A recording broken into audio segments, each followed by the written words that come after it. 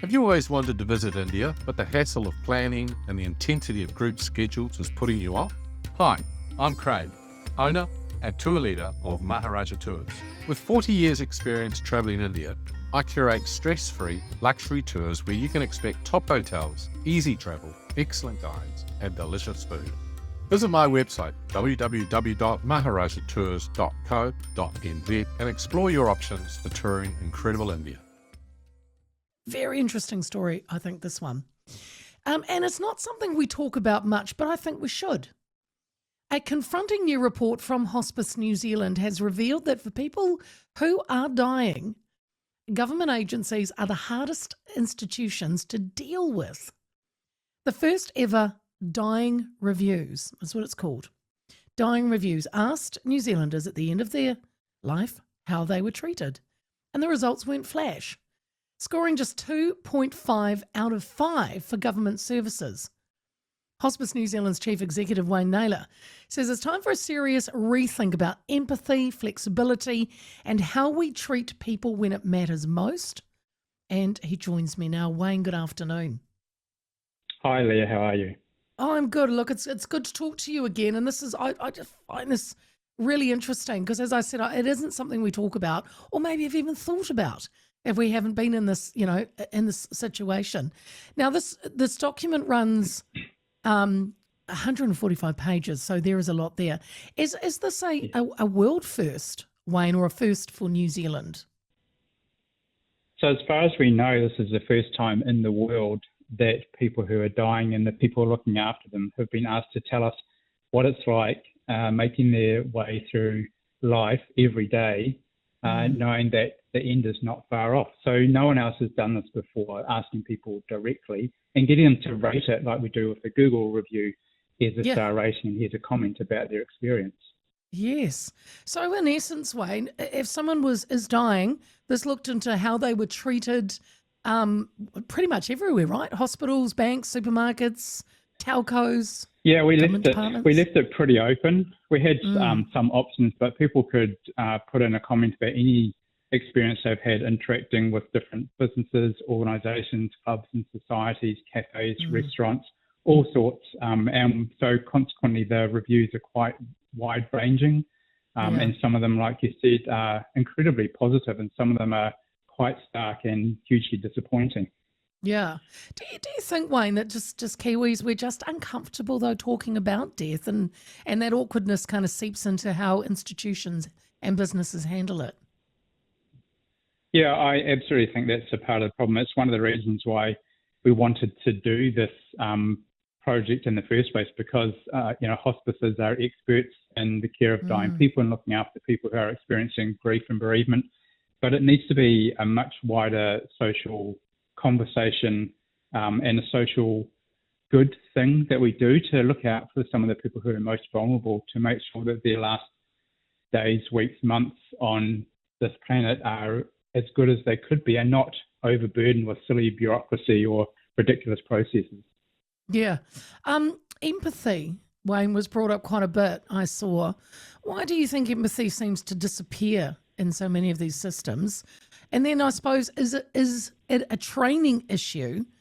Because can you train institutions, can you train businesses empathy to be more empathetic? Yeah, I definitely think you can learn empathy. There's a lot of it that's innate, and that's why people work in jobs where empathy is a part of it. But you can train people in how to ask questions, how to be a bit curious. If someone doesn't look right or great, maybe ask a little question, how are you feeling today? Just to find out a bit more about what's going on, because it does seem that the key feedback from the review is that human-to-human connection, empathy and compassion are the things that are the real standout. And I've said this already in a couple of interviews, but it's that old saying, it's not what you said or what you did, it's how you made people feel. And that's exactly what we're seeing in this review. It's not that the process might have been complicated and difficult, but actually the experience was good because the person was helpful, they were empathetic. Yeah, yeah. And I mentioned in my, in my introduction to you about empathy and how we treat people, but also flexibility. So you've talked Mhm. about staff needing the confidence to ask questions and be flexible. What Mhm. would that look like in practice? Give us an example.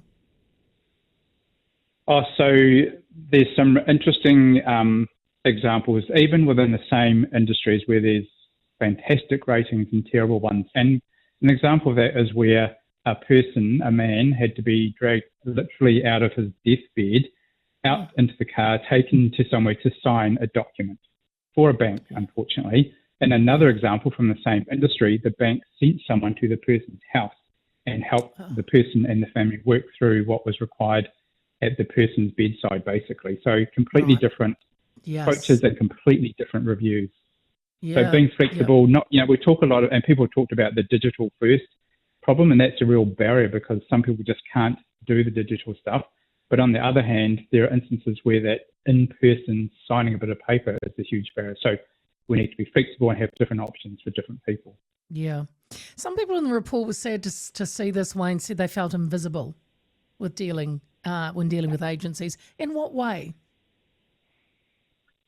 I think that comes down to people not understanding and not asking or caring about what's going on for that person, whether they are someone with a terminal illness or they're someone who's just lost a close relative, partner, child, whatever. That Mm, that lack of recognition that there's something different and something hugely emotionally challenging going on for that person, and you just get treated like a number, or there's no recognition that it's a human being dealing with a human being. I think that's the problem. yeah. I like the idea of it was called a chemo card, like a quiet signal for compassion. One woman talked about it. Can you explain Yes. what it is, what this one was, and do you think that's something New Zealand could realistically adopt? So the idea behind that, and it's kind of based on the fact that people have reported that they have to tell their story over and over and again, even to the Mm, same people in the same agencies. But certainly that's one of the bits of feedback across government agencies, is that none of them seem to talk with each other. So you go okay. into one agency, you go through your story, you go into the Mm, next agency, you have to tell the whole story again. If you're talking about telling someone that you have a terminal illness and you're dying, how many times do you actually want to repeat that? Or you've just lost a close person to you, how many times do you want to repeat that? That's the yeah. sort of basis for can our systems not talk to each other? Or is there another way where you can maybe quietly indicate to someone that there's something serious going on in your life and you just might need a bit of extra time or a bit of extra care or a different approach? Whether we can Yeah. adopt that nationally, I mean, we can't even have the same health system, the same health record nationally. So it Yes. would be great if we had something like that, though, that connected the dots for people and then had the training and the recognition from a wide range of frontline staff that this is something they need to take a bit of extra care about. Because in the story I was reading of this woman, I think she's gone to Dubai and said that they have chemo cards there, and it's like a lanyard, and it means they don't wait in line. Excuse me, Yeah, they can go to the front of a queue if they are having to go out and about. Yeah, that kind of thing, and so because it's hard to yeah. stand in line for 20 odd minutes, to get your prescription or whatever when you've mustered all the power you've got to even get out of bed. Have you always wanted to visit India, but the hassle of planning and the intensity of group schedules is putting you off? Hi, I'm Craig, owner and tour leader of Maharaja Tours. With 40 years experience travelling India, I curate stress-free luxury tours where you can expect top hotels, easy travel, excellent guides and delicious food. Visit my website www.maharajatours.co.nz and explore your options for touring incredible India.